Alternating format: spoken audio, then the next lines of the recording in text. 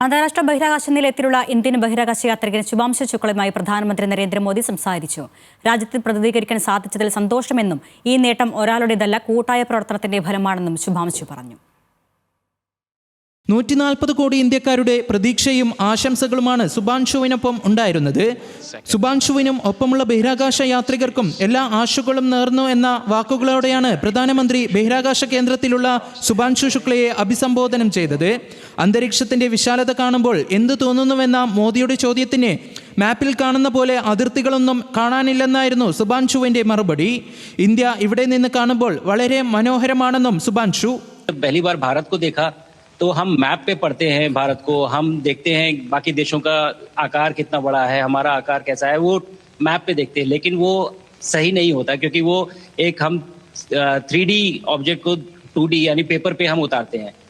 भारत सच में बहुत भव्य दिखता है, बहुत बड़ा दिखता है. ബഹിരാകാശ കേന്ദ്രത്തിൽ താൻ സുരക്ഷിതനാണെന്നും ഉറക്കം മാത്രമാണ് വലിയ വെല്ലുവിളിയെന്നും ശുഭാംശു പറഞ്ഞു. ഭക്ഷണം കഴിക്കുന്നതിലടക്കം വ്യത്യാസമുണ്ടെന്ന് പറഞ്ഞ ശുഭാംശു ബഹിരാകാശത്ത് കഴിക്കാവുന്ന രീതിയിൽ തയ്യാറാക്കിയ ഇന്ത്യൻ മധുരപലഹാരമായ ഹൽവയും മറാത്ത വിഭവമായ ആംറസും മറ്റ് ബഹിരാകാശ യാത്രികരുമായി പങ്കുവെച്ചെന്നും അറിയിച്ചു.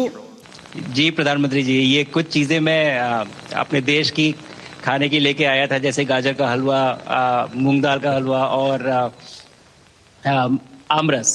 और मैं चाहता था कि ये बाकी भी जो मेरे साथी हैं, बाकी देशों से जो आए हैं, वो भी इसका स्वाद लें और चखें. जो भारत का जो रिच कलिनरी हमारा जो हेरिटेज है उसका एक्सपीरियंस लें.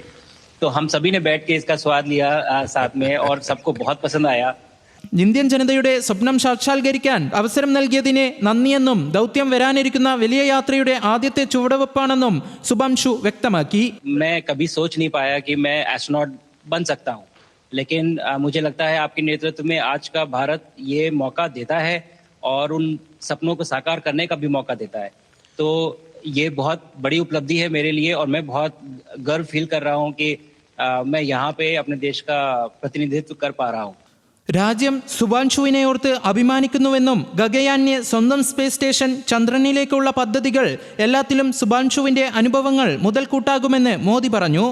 हमें मिशन गगनयान को आगे बढ़ाना है, हमें अपना खुद का स्पेस स्टेशन बनाना है और चंद्रमा पर भारतीय एस्ट्रोनॉट की लैंडिंग भी करानी है.